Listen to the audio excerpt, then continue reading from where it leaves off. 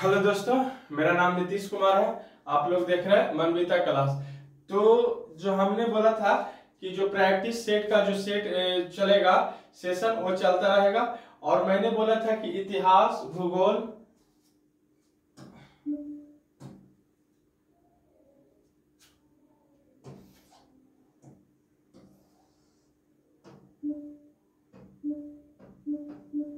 जैसे मैंने बोला था हिस्ट्री, ज्योग्राफी,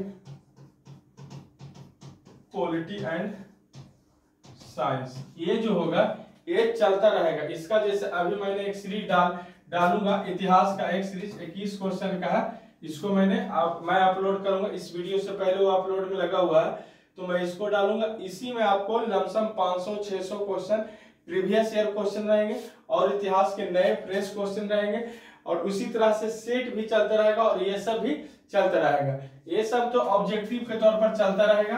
अब आ गया, जैसे मैंने कहने का मतलब हो गया मौर्य काल, तो मौर्य काल को हम लोग सब्जेक्टिव में पढ़ेंगे। गुप्त काल उसको भी सब्जेक्टिव में पढ़ेंगे। बिहार विशेष उसको भी हम लोग सब्जेक्टिव में सबको पढ़ेंगे। तो आप लोग जल्दी से जल्दी चैनल को ज्यादा से ज्यादा सब्सक्राइब कर लें, लाइक कर लें, शेयर कर लें, और एक दूसरे को शेयर करके भेज दें ताकि उनको अच्छा से अच्छा कंटेंट मिल सके। यदि आप चैनल पर नए हैं तो वीडियो को ज्यादा से ज्यादा सब्सक्राइब करें, चैनल को ज्यादा से ज्यादा सब्सक्राइब करें। अभी मैंने पीडीएफ से पढ़ाना सोचा, अभी हमें उसमें समझ में नहीं आ रहा, तो मैंने पीपीटी पर ही आ गया। तो चलिए हम लोग शुरू करते हैं। तो चलिए शुरू करते हैं।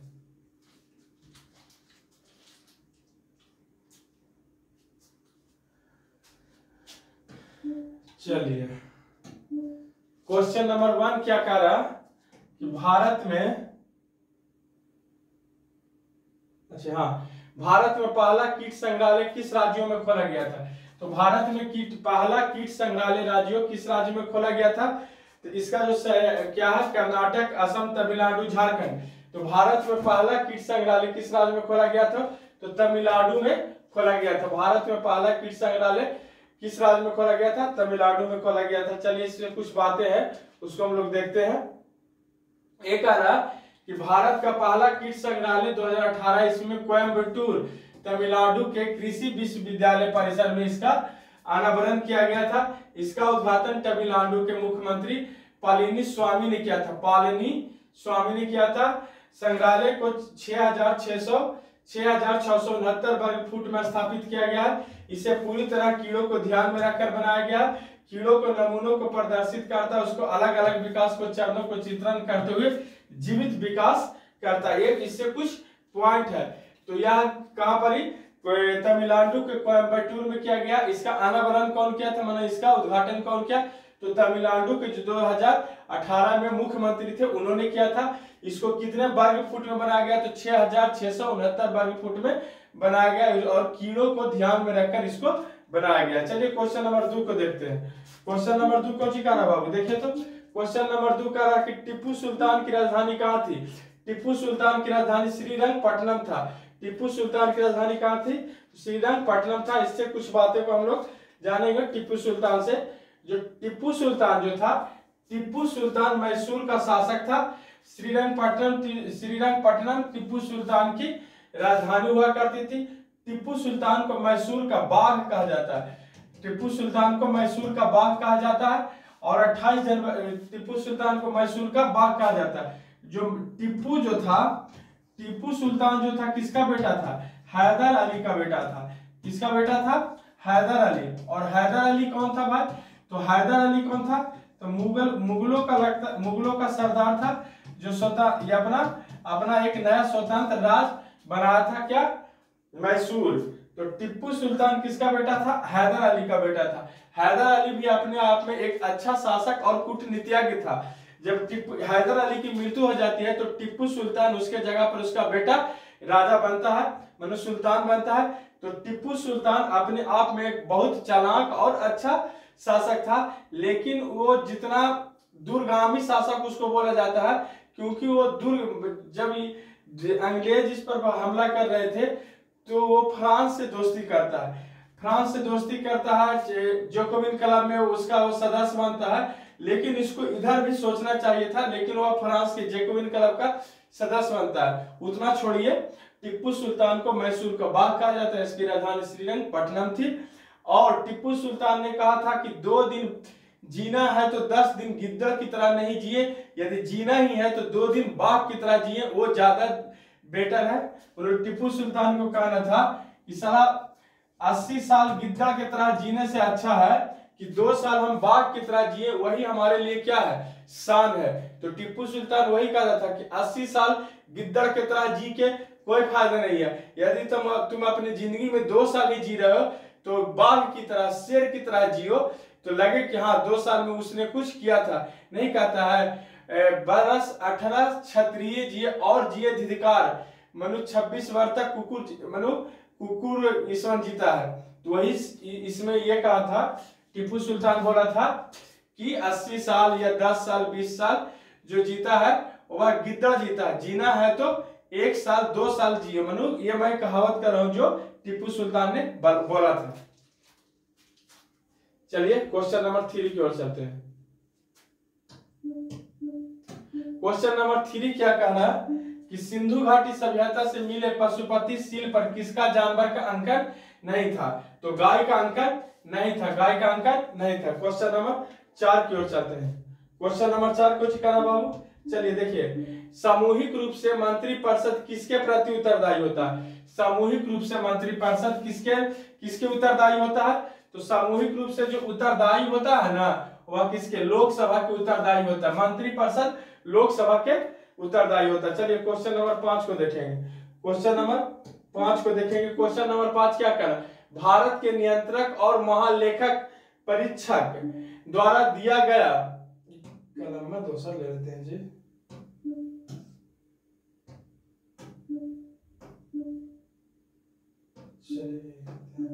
हाँ, भारत के नियंत्रक और महालेखक परीक्षक द्वारा दिया गया लेखा परीक्षण संबंधित प्रतिवेदन की जांच कौन सी समिति करता है? मतलब बोला जाता है कि इसी बोला जाता है, शायद ऑडिट कंट्रोलर इसी को बोला जाता है, CAG। महाभारत के नियंत्रक एवं महालेखक परीक्षक शायद CAG को ही बोला जाता है। तो उसी के बारे में बोला जा रहा है कि लेखा परीक्षण संबंधित प्रतिवेदन की जांच कौन सी समिति करती है? लोक लेखा समिति, प्राकलन समिति, संयुक्त संसदीय समिति या याचिका समिति? तो इसका जो करता है लोक लेखा समिति इसका जांच करता है। चलिए क्वेश्चन नंबर हम लोग 6 को देखेंगे।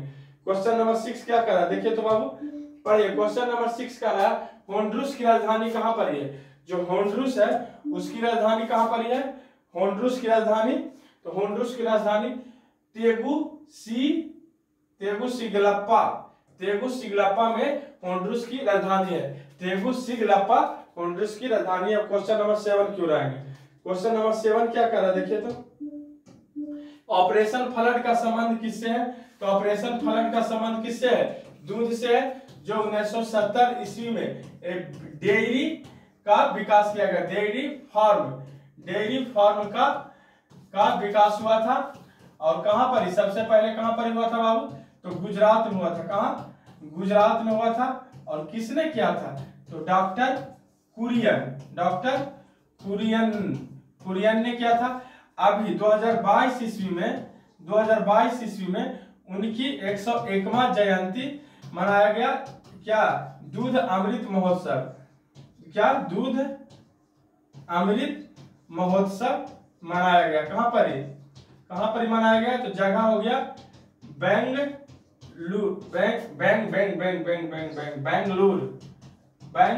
बेंगलुरु में मनाया गया। उनका 101वां जयंती मनाया गया था 2022 में, और दूध अमृत महोत्सव के अनुसार मनाया गया था।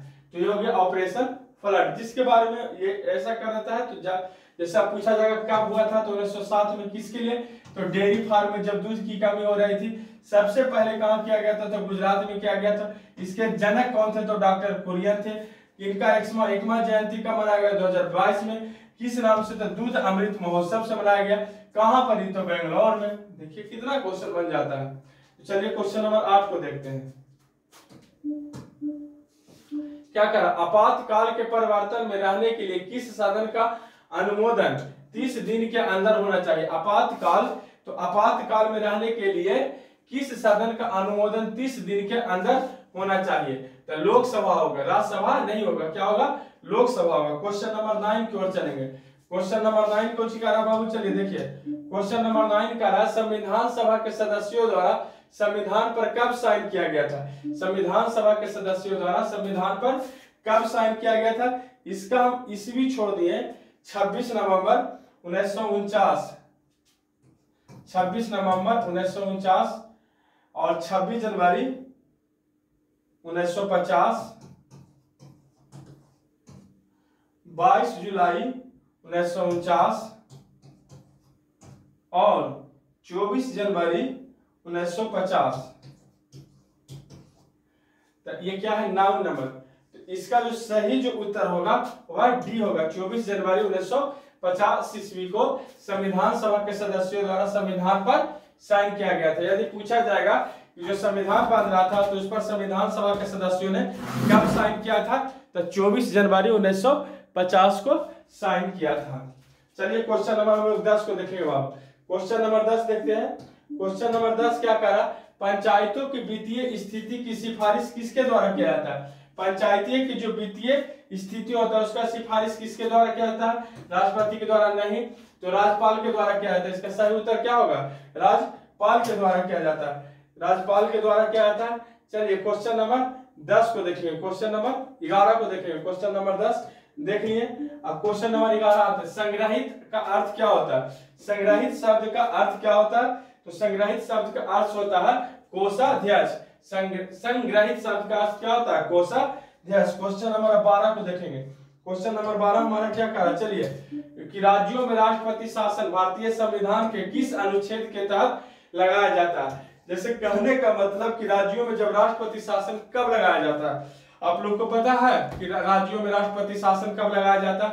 राज्यों में जो राष्ट्रपति शासन लगाया जाता है कि दोनों दल को सेम ही सीट रहता है और तभी भी दोनों दल अपना बहुमत सिद्ध करने के लिए तैयार नहीं होता और किसी तीसरा दल जो निर्दलीय भी मिलने के लिए तैयार, किसी के तरफ मिलने के लिए तैयार नहीं होता है, तब क्या कर दिया जाता है, राज्यों में राष्ट्रपति शासन लगा दिया जाता है। यदि मान के चलिए कि बिहार में इलेक्शन हुआ, 243 सीट है, तो यहाँ पर 120 या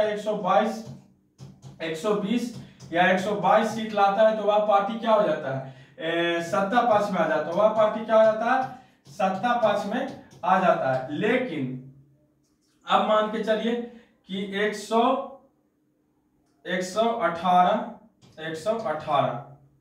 तो हो जाएगा कितना, 236। तो अब 118 दोनों क्या आ गया, जेडीयू एनडीए के भी आ गया और आरजेडी के भी आ गया, एनडीए और आरजेडी का आ गया। तो हो गया कितना, 18 236 और 40 और 3 43, 7 वो जो सीट है मान के चलिए लोजपा तो एनडीए के साथ ही लड़ रहा है, मान के चलिए और कौन पार्टी है, आम आदमी मान लेते हैं, आम आदमी पार्टी मान लेते हैं। 7 वो सीट क्या हुआ, 7 सीट आम आदमी पार्टी जीत गया। अब क्या होगा कि आम आदमी किसी भी सूरत पर ना वह एनडीए के साथ मिलेगा ना वह आरजेडी के साथ मिलेगा, तो इन दोनों में से किसी को सरकार तो ना बनेगा। इसका तो सरकार कोई हाल में नहीं बनेगा आम आदमी पार्टी का। तो जब ये दोनों नहीं मिलेंगे तब उस समय क्या कर दिया जाएगा, राज्यों में राष्ट्रपति, उस समय के लिए राज्यों में राष्ट्रपति शासन लागू कर दिया जाएगा। तो वही पूछा जा रहा है कि राज्यों में राष्ट्रपति शासन भारतीय संविधान के किस अनुच्छेद के तहत लगाया जाता है। तो किस अनुच्छेद के तहत लगाया जाता है, अनुच्छेद 356 के तहत, 12 का अनुच्छेद 356 के तहत राज्यों में राष्ट्रपति शासन लगाया जाता है। चलिए क्वेश्चन नंबर हम लोग 13 को देखेंगे बाबू। क्वेश्चन नंबर 13 क्या कर रहा है, जल्दी से बताइए कि भारत में दलीय व्यवस्था किस प्रकार की है। तो भारत में जो दलीय व्यवस्था है, बहुदलीय व्यवस्था। भारत में दलीय व्यवस्था क्या है, बहुदलीय व्यवस्था, एक दलीय दो दलीय नहीं, बहुदलीय व्यवस्था है। चलिए क्वेश्चन नंबर 14 को हम लोग देखेंगे। क्वेश्चन नंबर 14 हमारा क्या कह रहा है, देखिए कि जब राज्य के सभापति या उप सभापति उसके पद से हटाने का संकल्प विचाराधीन हो तब उसका पीठासीन ना हो तो भारतीय संविधान के किस अनुच्छेद में वर्णित है। क्वेश्चन को पहले एक बार समझिए, पढ़ते हैं कि जब राज्य के सभापति जब राज्य के सभापति या उप सभापति को उसके पद से हटाने का संकल्प विचाराधीन हो तब उसका पीठासीन न हो तो भारतीय संविधान के किस अनुच्छेद में वर्णित है? तो किस अनुच्छेद में वर्णित है? अनुच्छेद 92 में क्या है इसका वर्णित है? अनुच्छेद 92 में वर्णित है 14 का ए, पहला आंसर होगा। क्वेश्चन नंबर 15 देखते हैं। क्वेश्चन नंबर 15 क्या कहा कि किसी संगठन के सदस्यों को किस आधार पर एकत्रित होने से वंचित किया जाता है? किसी संगठन के सदस्यों को किस आधार पर वंचित होने से एकत्रित होने से वंचित किया जाता है? तो इसका सही उत्तर होगा राष्ट्र की एकता और संप्रभुता। राष्ट्र की एकता और संप्रभुता को वंचित होने से एकत्रित किया जाता है। तो क्वेश्चन नंबर हम लोग 16 को देखेंगे। क्वेश्चन नंबर 16 क्या कह रहा है बाबू? चलिए देखिए कि CaSO4 2H2O यहाँ पर होगा, ये क्या, ये वाला 2 यहाँ नहीं होगा, ये वाला 2 यहाँ होगा। CaSO4 2H2O क्या है? तो यह प्लास्टर ऑफ पेरिस ना होकर ये क्या होगा? जिप्सम होगा। ये किसका फार्मूला है? CaSO4, हाँ वो देखिए CaSO4 ये ऐसे लिखना चाहिए 2H2O। ये किसका फार्मूला है? जिप्सम का। किसका? ये जिप्सम का फार्मूला। किसका? जिप्सम का फार्मूला। चलिए क्वेश्चन नंबर 17 को हम लोग देखेंगे बाबू। क्वेश्चन नंबर 17 क्या कह रहा है? क्वेश्चन नंबर 17 कह रहा है कि इनमें से कौन सा राज्य पूर्णतः कर्क रेखा के उत्तर है? मनु बोल रहा है कि कर्क रेखा के उत्तर इनमें से कौन सा राज्य है? तो जो मन पूछा जाएगा क्या आपको कि भारत के कितने राज्यों से होकर कर्क रेखा गुजरता है, तो उसी में से क्वेश्चन है कि इनमें से कौन सा राज्य पूर्णतः कर्क रेखा के उत्तर में है? तो कौन सा है?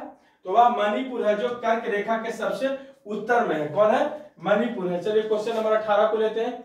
क्वेश्चन नंबर 18 को लेते हैं। पाक जल मरुआध्य किन दो देशों के मध्य है? तो जो पाक जल मरुआध्य होता है, जल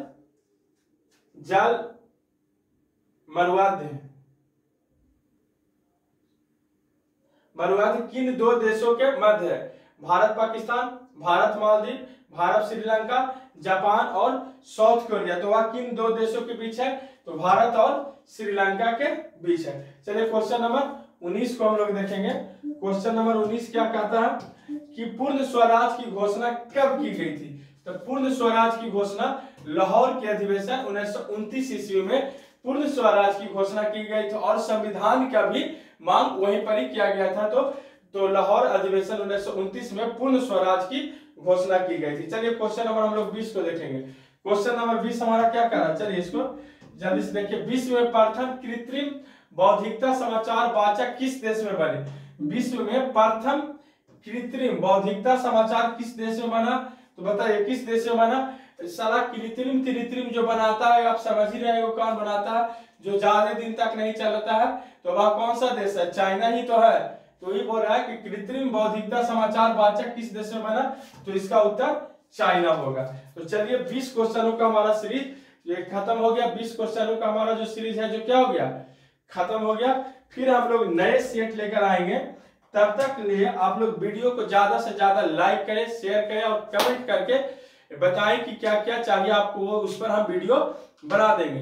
तो हम लोग फिर एक नए वीडियो के साथ कल मिलते हैं। तब तक के लिए जय हिंद, वंदे मातरम।